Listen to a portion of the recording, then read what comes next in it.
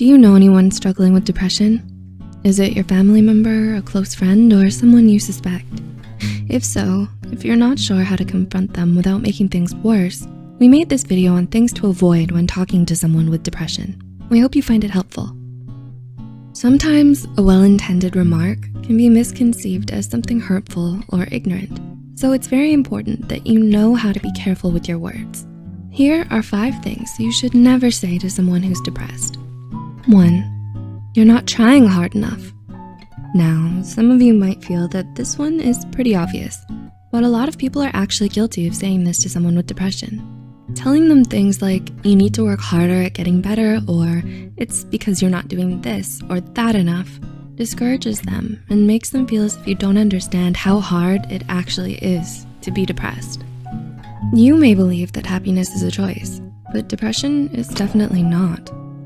Sometimes it's because of things that are out of a person's control, like their genetics, traumatic experiences, or the chemical imbalances in their brain. So be sure not to make them feel as if you blame them for any of it. 2, it's all in your head. And this is another common mistake a lot of people make when they try to confront someone with depression. Though we might not see it, mental illness is just as real and serious as any physical illness.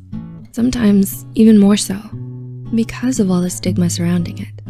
In fact, a book titled Depression, The Misunderstood Illness, written by Dr. Leslie Lim in 2008, shows that depression is the most misunderstood mental illness of them all.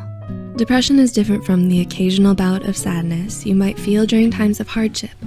It's not as simple as going through the normal ups and downs of life. People struggling with depression often find it hard to get out of bed, eat, sleep, or do anything worthwhile. So you shouldn't tell them that they're simply overreacting or making a big deal out of everything.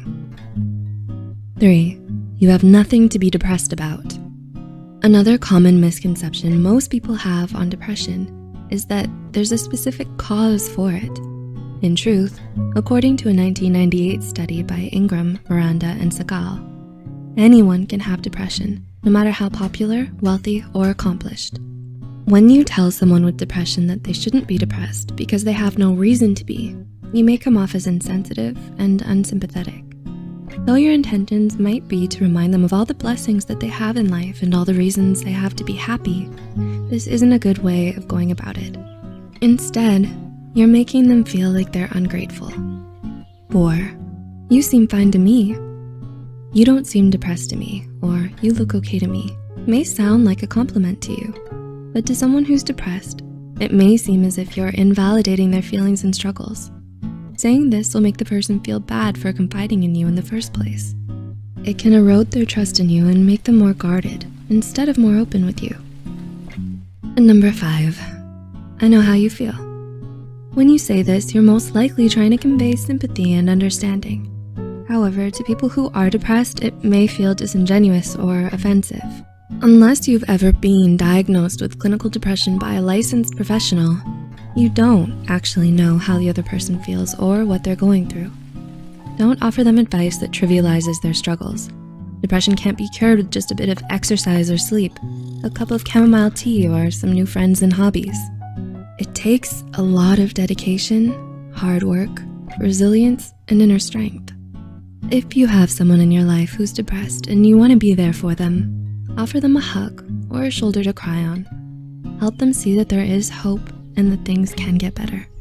Let them know you care about them and that they're not alone in this. You might not completely understand or know what to say, but it'll mean a lot to them if you show them that they're not alone and that you truly do care. What did you think of these points so far? Did we miss anything? Let us know in the comments below.